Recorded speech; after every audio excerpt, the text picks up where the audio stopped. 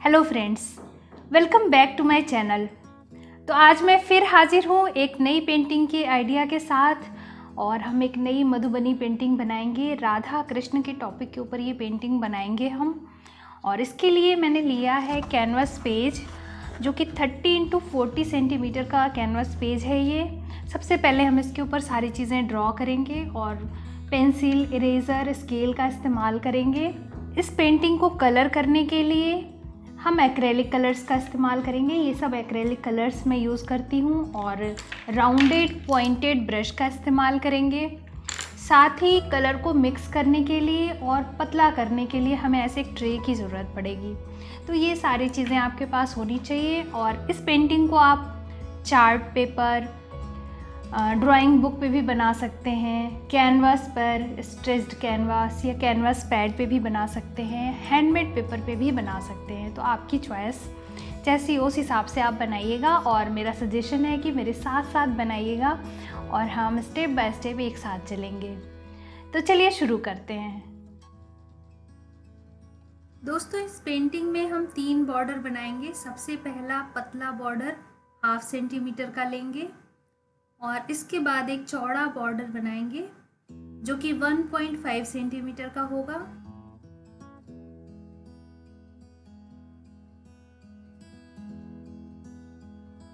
इसके बाद फिर 1/2 सेंटीमीटर का एक पतला बॉर्डर बनाएंगे।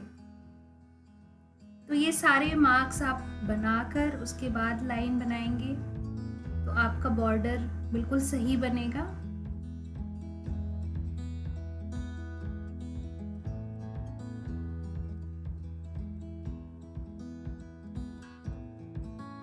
आप एक से ज़्यादा बॉर्डर डिज़ाइन भी बना सकते हैं। मैंने अपने कैनवास पेज की लंबाई और चौड़ाई के हिसाब से बॉर्डर डिसाइड किया है। अगर आपने बहुत बड़ा पेज लिया है, आप पूरे चार्ट पेपर पे बना रहे हैं या बड़ा कैनवास लिया है आपने, तो आप 2 बॉर्डर बनाएंगे तो और भी अच्छा लगेगा। सबसे पहले हम सारी बॉर्डर लाइंस ड्रॉ कर लेंगे। तो अच्छे से डॉट लगाकर और लाइंस बनाइए ताकि ये बिल्कुल सही बने।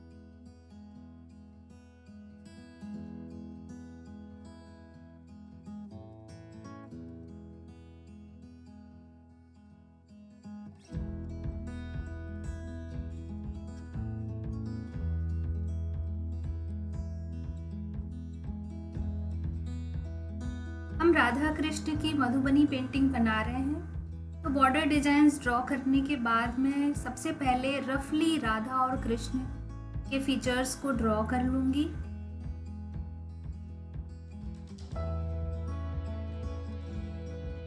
सारी आकृतियों को रफली ड्रॉ कर लेने के बाद मैं इनके लुक्स को और इम्प्रूव करने का प्रयास करूंगी। तो सबसे पहले तो मुझे ये देखना है कि मुझे कितनी स्पेस में राधा और कृष्ण को बनाना है और उसके बाद इतना स्पेस बचाकर उसमें बाकी चीज़ें बनानी हैं और डेकोरेशन के लिए यूज़ करना है। तो इसलिए मेन फीचर्स जो हैं उनको सबसे पहले ड्रॉ करेंगे। तो राधा कृष्ण को मैं सबसे पहले ड्रॉ करूँगी। एक रफली आइडिया हो जाएगा कि कितनी जगह इसमें लगने वाली है। इसके बाद बाकी स्पेस को मैं यूटिलाइज करूँगी।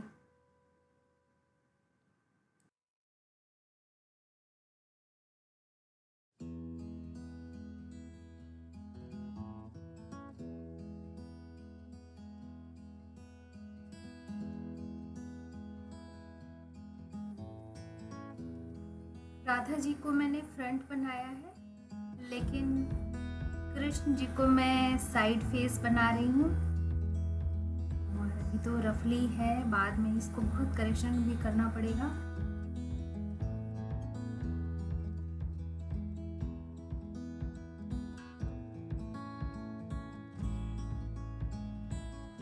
कृष्ण जी की आकृति में पगड़ी और घुंघराले बालों के साथ बनाना चाहती हूँ। तो ये मैं पगड़ी ड्रॉ कर रही हूँ रफली। इसको मोर पंख के साथ मैं डेकोरेट करूँगी बाद में।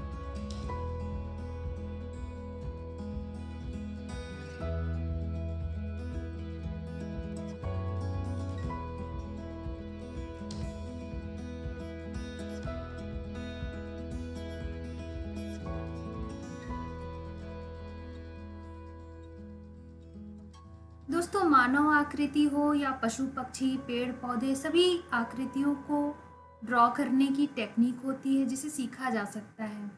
और इन तरीकों को सीखकर हम और भी अच्छी तरह परफेक्ट फिगर्स ड्रॉ कर सकते हैं और बहुत अच्छी पेंटिंग्स बना सकते हैं। मेरा एक ऑनलाइन कोर्स है मधुबनी पेंटिंग के ऊपर, जिसमें मैंने लगभग सारी आकृतियों को कवर किया है और बहुत डिटेल में और डीप नॉलेज के साथ आप उसमें मधुबनी पेंटिंग सीख सकते हैं। इसका लिंक मैं डिस्क्रिप्शन में शेयर कर दूंगी, तो अगर आप चाहें तो मेरे से ऑनलाइन मधुबनी पेंटिंग सीख सकते हैं इस कोर्स में एनरोल करके। दोस्तों, कैनवास या कैनवास पेज पर ड्रॉ करते समय हमें पेंसिल बहुत लाइट चलानी चाहिए। बहुत दबाकर चलाने से गहरे निशान बन जाते हैं और अगर आपको कुछ करेक्शन करना पड़ा तो वो आसानी से इरेज नहीं होते हैं। इसलिए सबसे पहले लाइट ड्रॉ करना चाहिए, बाद में हम इसे डार्क कर सकते हैं।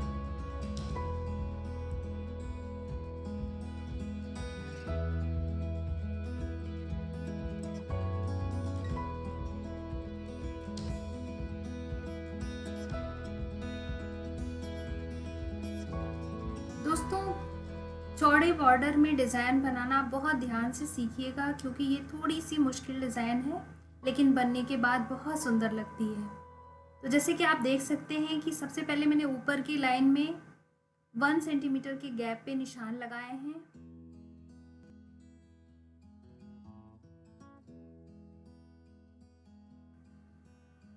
इसी तरह मैं नीचे की लाइन में भी 1 सेंटीमीटर के गैप पर निशान लगा रही हूँ।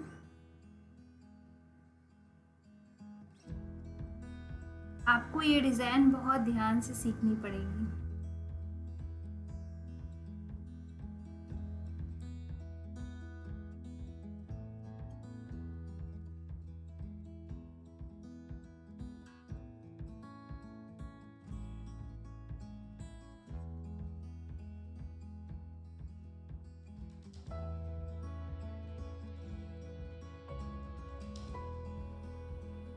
भगवान कृष्ण की पगड़ी को मैं मोर पंख से सजाऊंगी।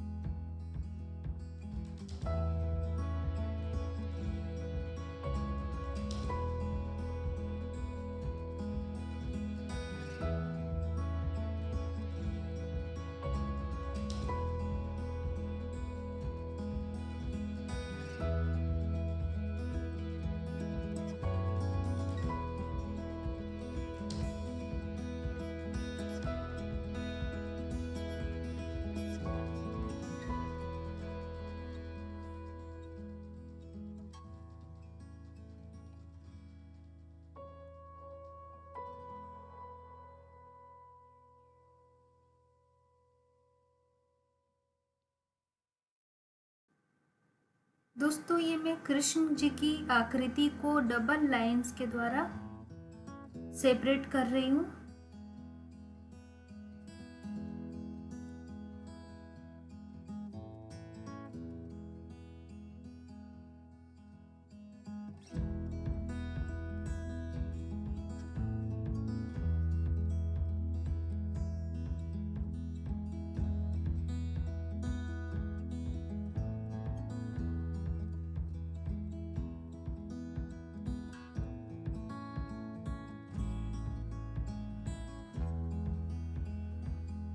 जब हम कचनी स्टाइल में मधुबनी पेंटिंग बनाते हैं तो जनरली डिटेलिंग कलरिंग के बाद की जाती है, क्योंकि बहुत सारी पतली पतली लाइंस और पैटर्न्स बनाने होते हैं। लेकिन चूंकि इस पेंटिंग में हमें रंग भरने हैं और ये भरने स्टाइल में मैं बना रही हूँ, तो ये सारी डिटेलिंग जो है ज्वेलरी और क्लॉथ्स की, ये सब मैं अभी कर लूँगी, तो कलर करने में आसानी रहेगी और इनकी ब्लैक आउटलाइनिंग भी हो जाएगी बनाने के बाद, तो ये मिटेंगे नहीं।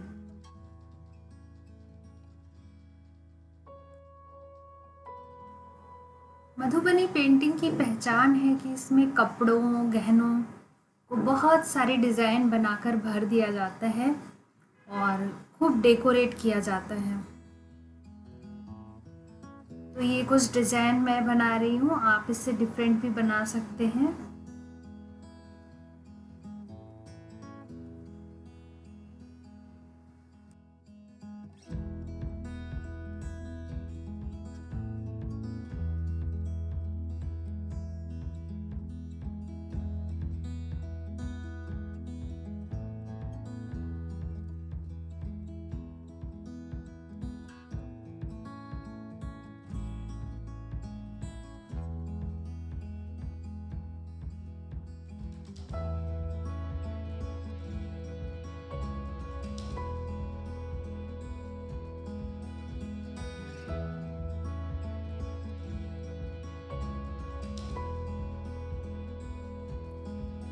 दोस्तों मधुबनी पेंटिंग की खासियत है कि इसे बहुत सारे लाइंस, पैटर्न्स, डिजाइन और शेप से सजाकर बनाया जाता है और यही खासियत इसे बाकी आर्ट फॉर्म से अलग करती है।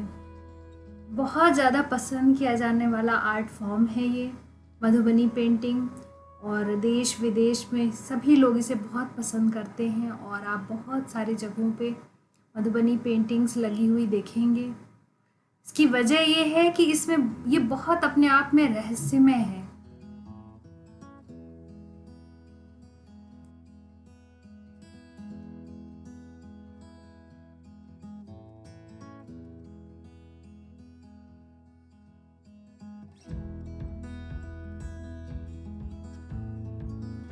मोर की आकृति अभी तक मैंने रफ ही बनाई थी, तो अब मैं इसे फेयर करूंगी और इस शेप को करेक्ट करके इसे बहुत सारी आकृतियों से डेकोरेट करूंगी।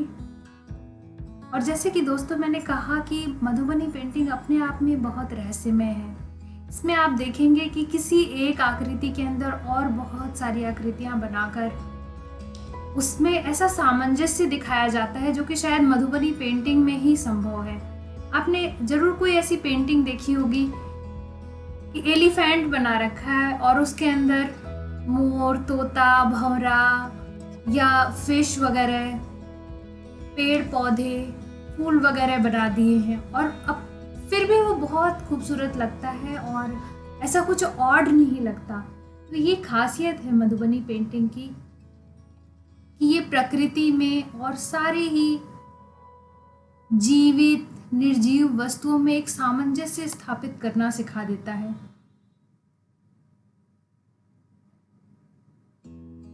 इस मोर की आकृति को भी मैं फिश की आकृति से सजाऊंगी और इसके साथ और बहुत सारे डिजाइन भी बनाऊंगी, मगर इसमें फिश बनाऊंगी और ये बहुत ही खूबसूरत लगता है ये कॉम्बिनेशन। दोस्तों फिश बनाना मैंने दूसरे वीडियोस में भी सिखाया है और बहुत ही पसंद किया गया है वो वीडियो, तो आप उसमें देखकर भी सीख सकते हैं।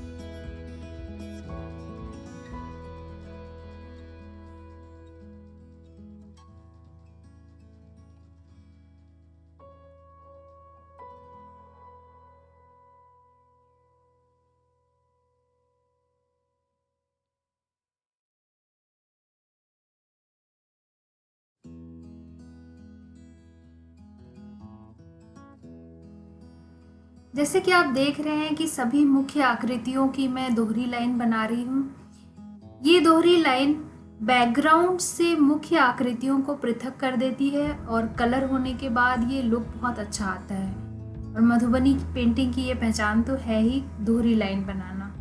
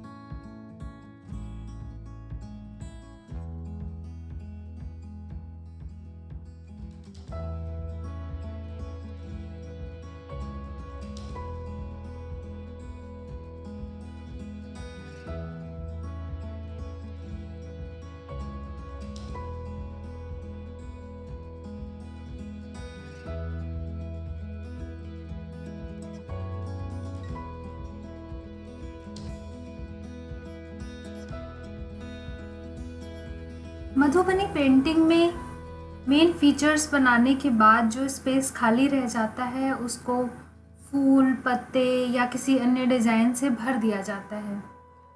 तो राधा कृष्ण और मोर बनाने के बाद ये जो जगह खाली रह गई है उन सब में मैं फूल और पत्ते बनाऊंगी।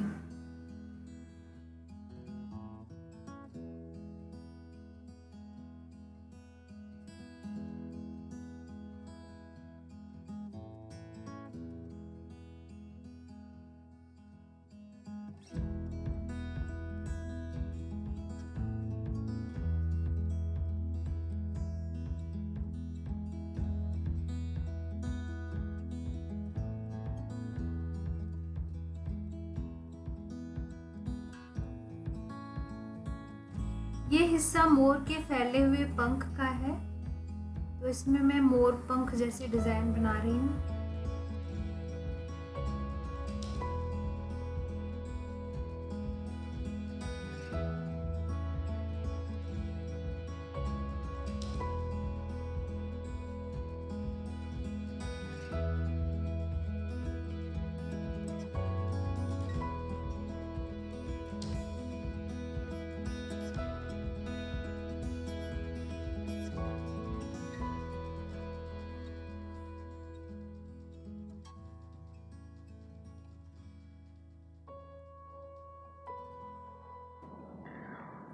तो दोस्तों ये ड्राइंग पूरी कंप्लीट हो गई है। इस पेंटिंग को बनाने के लिए जो कुछ भी ड्रॉ करना था, राधा कृष्ण और मयूर, बॉर्डर, सब कुछ मैंने ड्रॉ कर लिया है। और आपने, मुझे पूरी उम्मीद है कि मेरे साथ साथ आपने भी बनाया होगा और सब कुछ ड्रॉ किया होगा। तो नेक्स्ट वीडियो में हम इसकी आउटलाइनिंग करेंगे।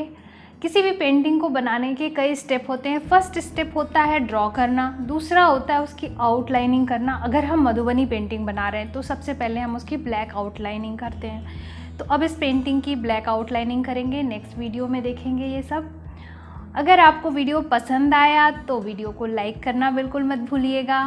और इस पूरी पेंटिंग को बनते हुए देखने के लिए और ऐसे ही और बहुत सारे अच्छे वीडियोस देखने के लिए चैनल को सब्सक्राइब करना बिल्कुल मत भूलिएगा।